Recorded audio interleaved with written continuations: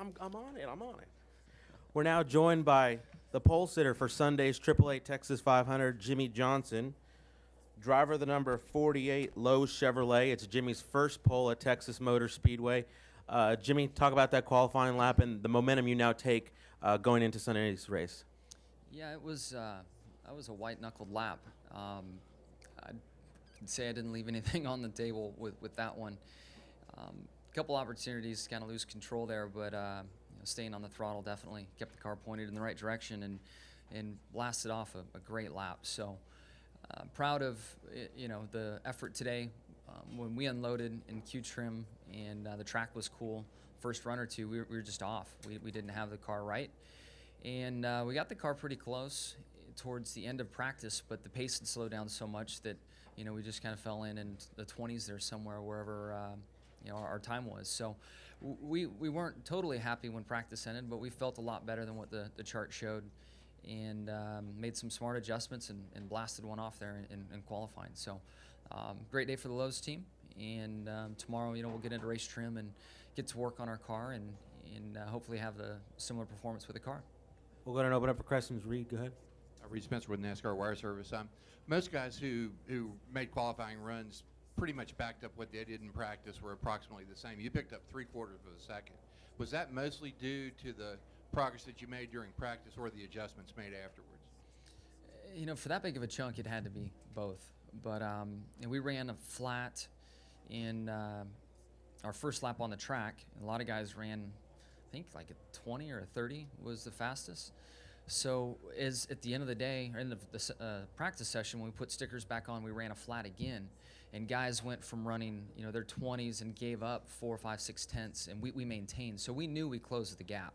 We did make some smart changes to the car that picked up the rest, but we ended the session balance-wise in the ballpark, and just didn't have that first lap under cooler conditions to show where we were. Question from Bob. Bob Hocker, Sporting News. Did you think that you had like a top 10 car, or did you really think you had a shot at the pole? And does winning the pole mean any more than winning the pole last week or winning the pole? I want to say you won at Chicago, I think, as well. I really felt like top 10 was the goal. So to have it, when I heard the lap time, I wasn't. I was way impressed with the lap time. I wasn't sure. I think the pole was at 30 here in the spring, and it was probably cooler. And to be down in the 20s, I was really pleased with that. So we exceeded expectations in qualifying. The top 10 was really the goal going into it.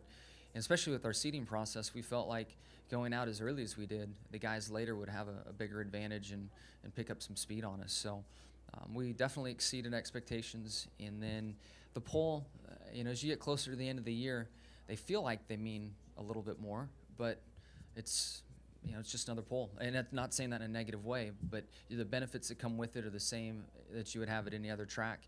And we have 500, long, grueling miles on Sunday. So we won a battle today, but the larger battle is definitely on Sunday here at the track. And then hopefully, all these battles that we're winning right now will total up to winning the war at the end of the year. Nate. Nate Ryan, USA Today. I wanted to, two-part question, I guess. One, I wanted to give you another chance to confirm that you are superstitious. No, not at all, man. What would make you think that? When you turned that lap, did you think you were going to be sitting in your car for 35 to 40 minutes, and how was it? I was ready to get out, and my engine tuner stuck his head in the car and said, "Hey, man, you're going to be sitting here a long time this week." And I went, "Oh, yeah, that's right. I'm not superstitious, but I'll sit here." And I sat there. It doesn't mean anything, but, may as well. At this point of the season, you got to pull out all the stops. So it gives us a nice talking point, I guess, through it all. Jerry Fraley, Dallas Morning News. Jim, if you were chasing a guy for a championship and that guy threw up a lap like you did today, what would you think?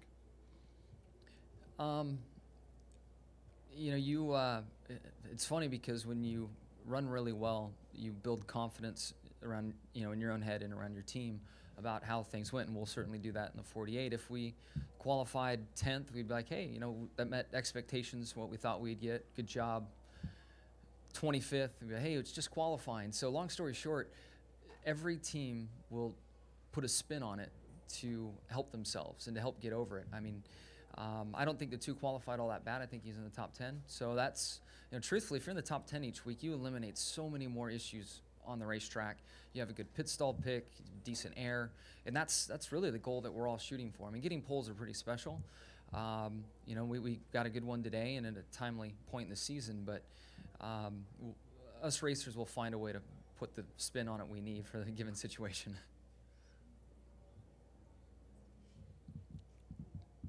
Nate's got another one. You said last week after Martinsville, talking about what happened to Denny Hamlin, that kind of stuff can befall every team, those kind of mechanical failures. But yet they never seem to befall you or really Hendrick very much either.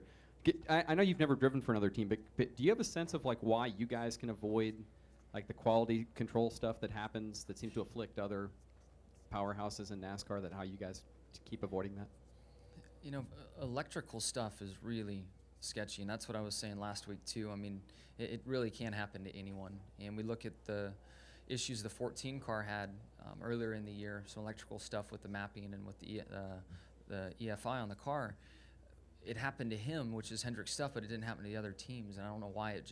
The perfect storm happened for his car, and it was a Hendrick component and all that stuff that had the issues. So mechanical, we feel much more in control, all the race teams do, of the mechanical parts and pieces. And Ron Malik is so meticulous. Our shop is, all the way through that's one thing that, starting with, Chad on through the guys that nut and bolt the car. I mean, they're raised in a culture where, we can't have mechanical failures. Parts break, and that's a risk we all run. Electrical stuff is always scary to me, and I think the highest risk, because a lot of those components we don't assemble ourselves. We take them out of a box, put them in a car, and so you lose a lot of control doing that.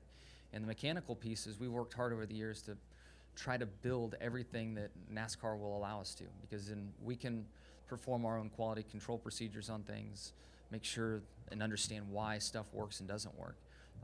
So I think there's a lot of detail, and knock on wood, we get through the end of the year clean.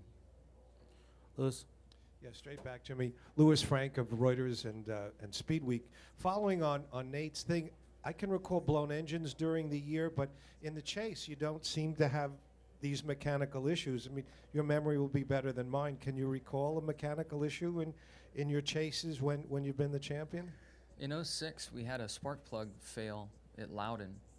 We're running around on 7 cylinders. Maybe it wasn't the plug, it was the boot or the plug, something with it. I was on 7 cylinders and then tangled up with Sterling Marlin and crashed in turns 1 and 2 and had that DNF, or poor finish. I can't remember if we finished or not, but that's the first one that comes to mind. But again, knock on wood, and I'm not superstitious, we have a very focused group of guys that from a mechanical standpoint, do a great job of making sure stuff isn't falling off the race cars. It's what we pride ourselves on.